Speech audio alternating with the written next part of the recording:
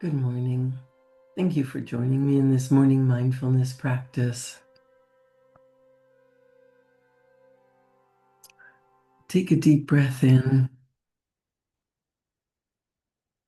and just relax. I want to talk to you for the next half hour about the law of the universe, about how everything comes to you, how you can bring into your experience whatever it is that you truly desire.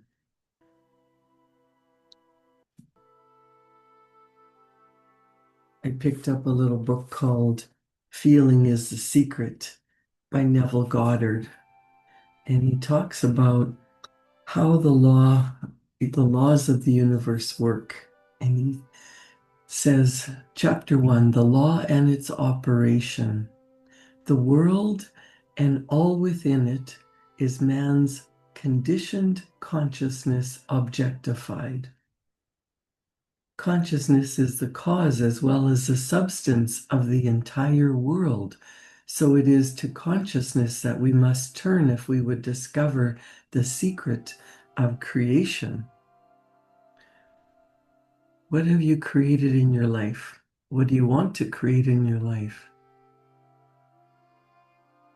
My upbringing was that there is one God, and God created the universe, God created man and the earth and everything on it. You might have grown up with a different belief system, but whatever you believe, understand that through your thinking, through your actions, through your feelings, you are creating your experience in this world, in this universe, through what you are consciously aware of, where you put your attention. The things that you do cause an action. You create a ripple effect, and that action creates a reaction. Do you ever notice getting into a fight with someone? The larger you become, the more you try to convince the other person, the bigger your disagreement, the more energy you add to it, the more things ramp up. Now, that also is true with the things that you love. The more attention you place on the things that you love, the greater the love, the greater the faith, the greater the well-being. When you realize where you place your consciousness is what's creating your environment, your world, your surroundings, your feelings, isn't it nice to know that you can focus on what you truly desire and bring that into your experience, into your consciousness, into your world? Neville Goddard says knowledge of the law of consciousness and the method of operating this law will enable you to accomplish all you desire in life. Armed with a working knowledge of this law, you can build and maintain an ideal world. Where do you want to place your attention? What do you want to bring into your experience? I see so many people complaining about lack and limitation and never enough money, and there's always something else that they need and want, and they get so wrapped up in not having enough.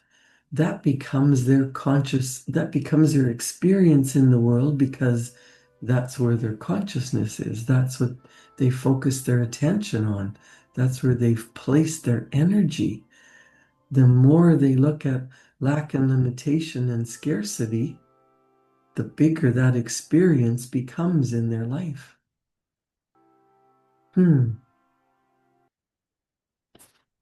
Neville Goddard says consciousness is the one and only reality, not figuratively, but actually. This reality, for the sake of clarity, may be likened unto a stream which is divided into two parts, the conscious and the subconscious. In order to intelligently operate the law of consciousness, it is necessary to understand the relationship between the conscious and the subconscious. The conscious, the mind that you think with, where you store your knowledge, the educated mind, your intellectual mind, it is personal, it is selective. You can choose, you can decide what you like and dislike. You can really look around and say, this is what I don't want. So, what is the opposite? You can make decisions. You can choose.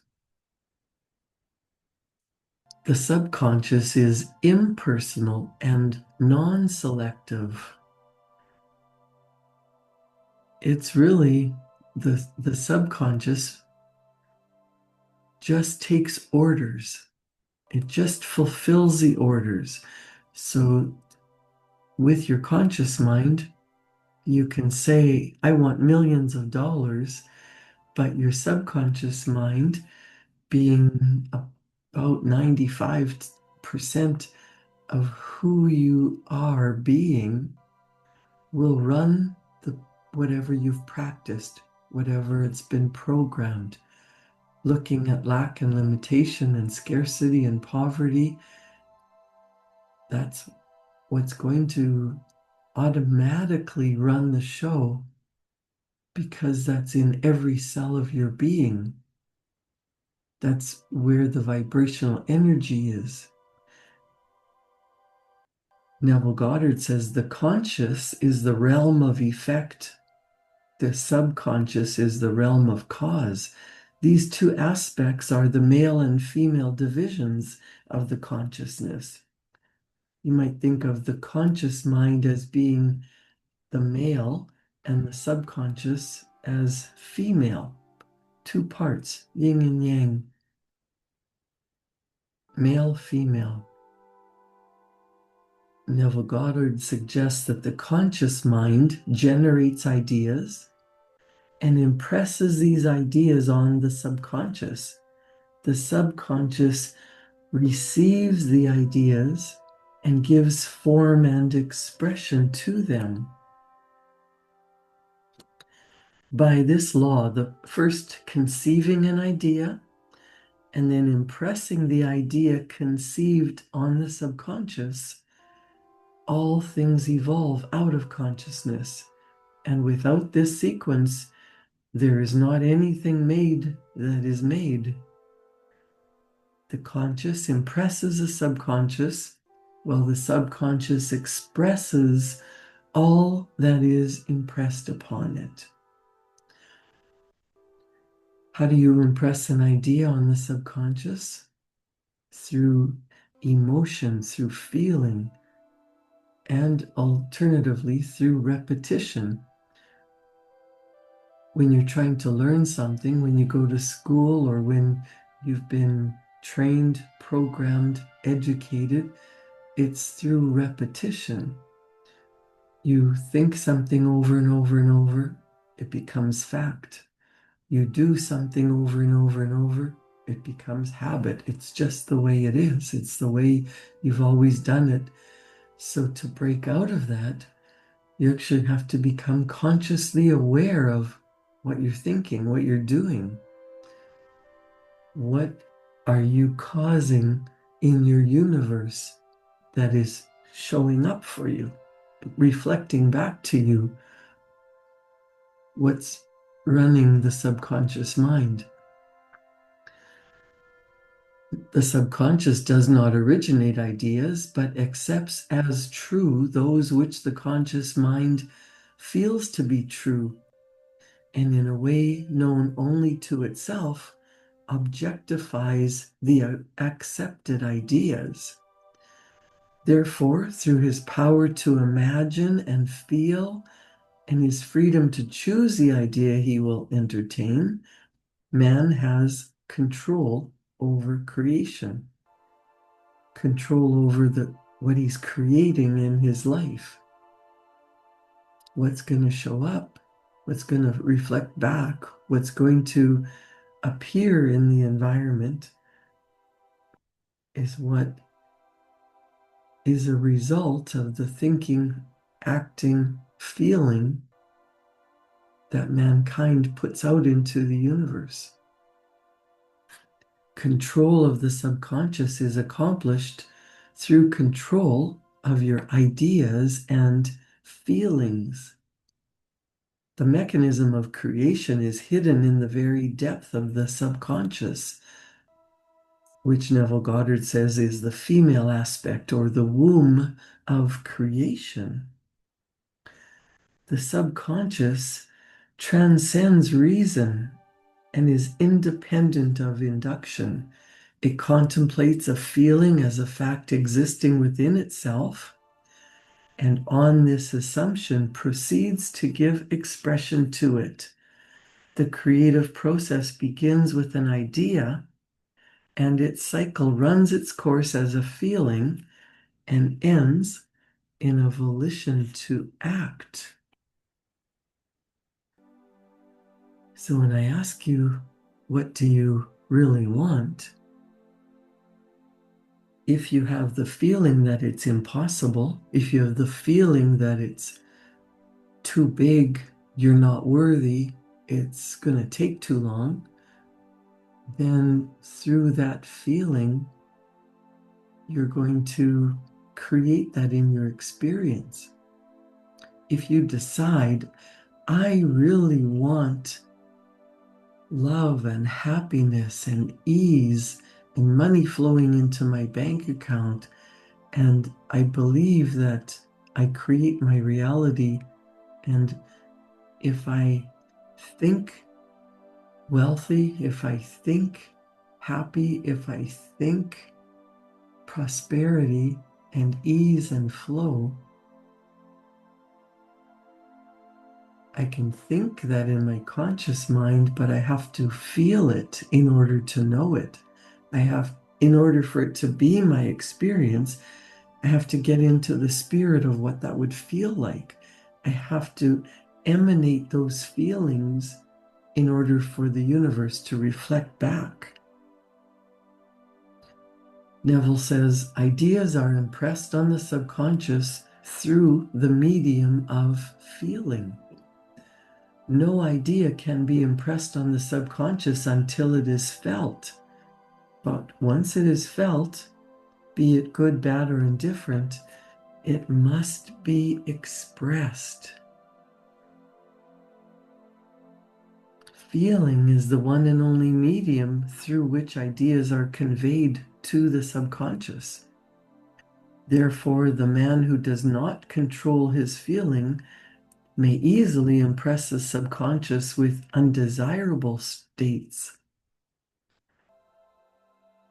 We live in a vibrational, energetic universe.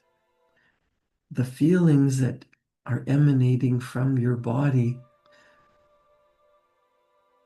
they are attracting back to you whatever you're in harmony with. Negative feelings, there's going to be some negative results show up in your life. When you're in a state of gratitude and love and enjoyment and feeling at ease and well-being, you're sending that out into the universe. And that's what's coming back to you. Do you see how important it is not to think positive thoughts, but to actually get into the feeling of love and joy and well-being, of being at ease, so that those true feelings bring back to you what's in harmony. Neville Goddard says, by control of feeling is not meant restraint or suppression of your feeling, but rather the disciplining of yourself to imagine and entertain only such feeling as contributes to your happiness. Control of your feeling is all important to a full and happy life. Never entertain an undesirable feeling, nor think sympathetically about wrong in any shape or form. Do not dwell on the imperfection of yourself or others. To do so is to impress the subconscious with these limitations. What you do not want done unto you, do not feel that it is done unto you or another. This is the whole law of a full and happy life. Everything else is commentary. Every feeling makes a subconscious impression, and unless it is counteracted by a more powerful feeling of an opposite nature, it must be expressed. The dominant of two feelings is the one expressed. I am healthy is a stronger feeling than I will be healthy. To feel I will be is to confess I am not. I am is stronger than I am not. What you feel you are always dominates what you feel you would like to be.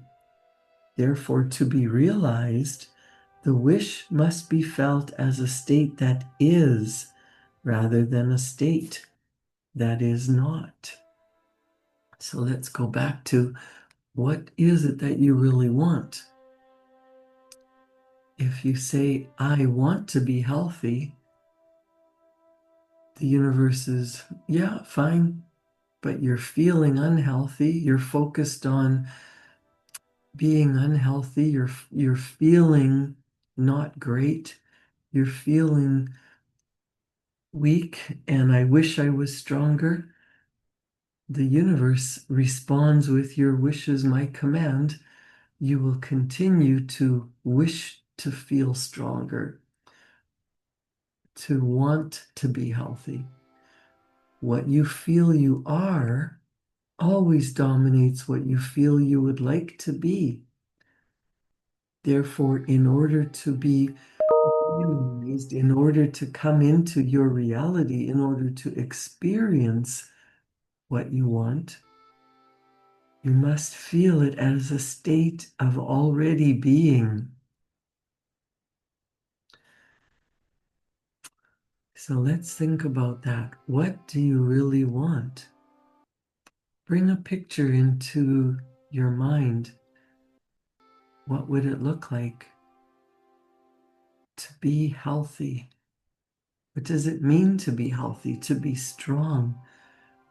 What would you want your body to look like and feel like? Get into that state of being that. I am so happy and grateful now that I am strong and healthy.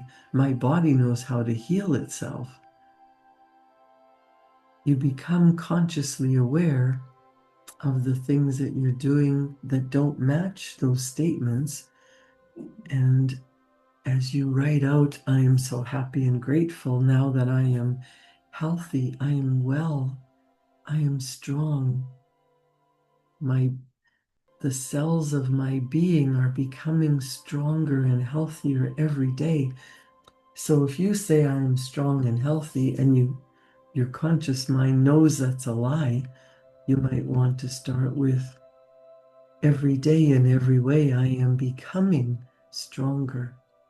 Every day and in every way I am becoming healthier. And then you start to get ideas. Make the decision. Now, maybe the decision is to drink less caffeine. You might start out with decaffeinated coffee and then switch to water. You might decide that you're going to give up alcohol.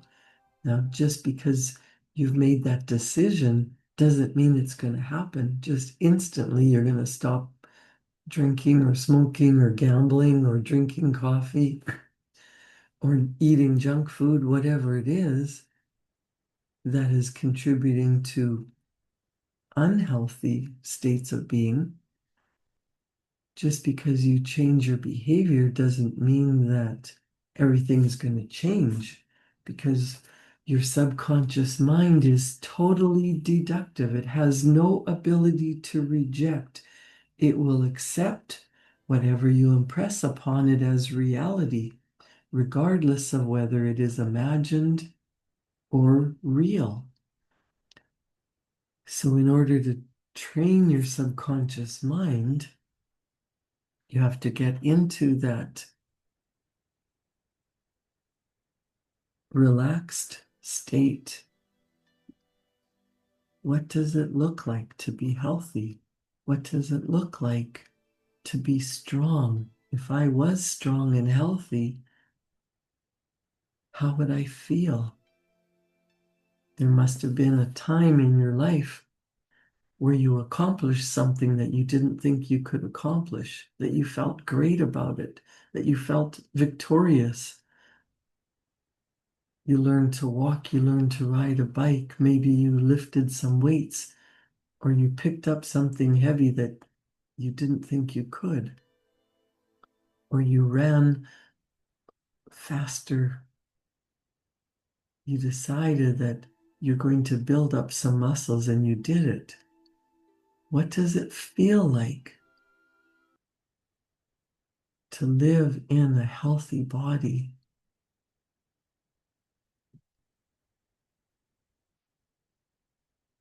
Get into that state of being well.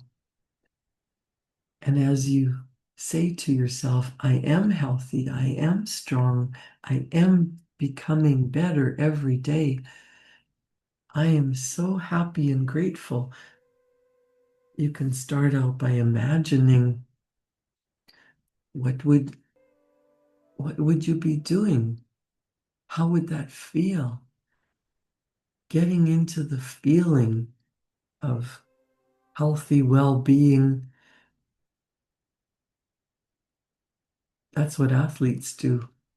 They practice in their mind getting stronger. They practice in their mind standing on the podium, accepting the trophy. What's it going to feel like when you're strong and healthy? And then ideas flow and you automatically take action. You start with knowing what you want and feeling as if you're already there. You might write down a goal on a goal card and carry that with you.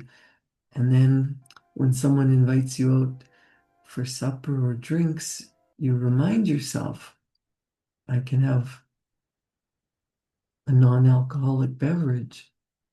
I can have a salad instead of French fries. Your body just automatically starts taking different actions because your subconscious has been programmed through the thoughts and feelings of the outcome that you want, the results that you want in your life. The results don't just show up. You have to program into your subconscious what it is that you want, and then it goes looking for the evidence. Remember, Neville Goddard said, the conscious mind generates ideas and impresses those ideas on the subconscious. The impression is done through repetition and emotion. The subconscious then receives the ideas and gives form and expression to them. The subconscious just acts out of habit. It just does what the conscious mind has programmed through believing, through repetition. It runs automatically, but it has to be programmed. So as you write out, I am so happy and grateful now that I am healthy, I'm getting better every day. I can feel myself getting stronger. I feel healthier. I feel happier.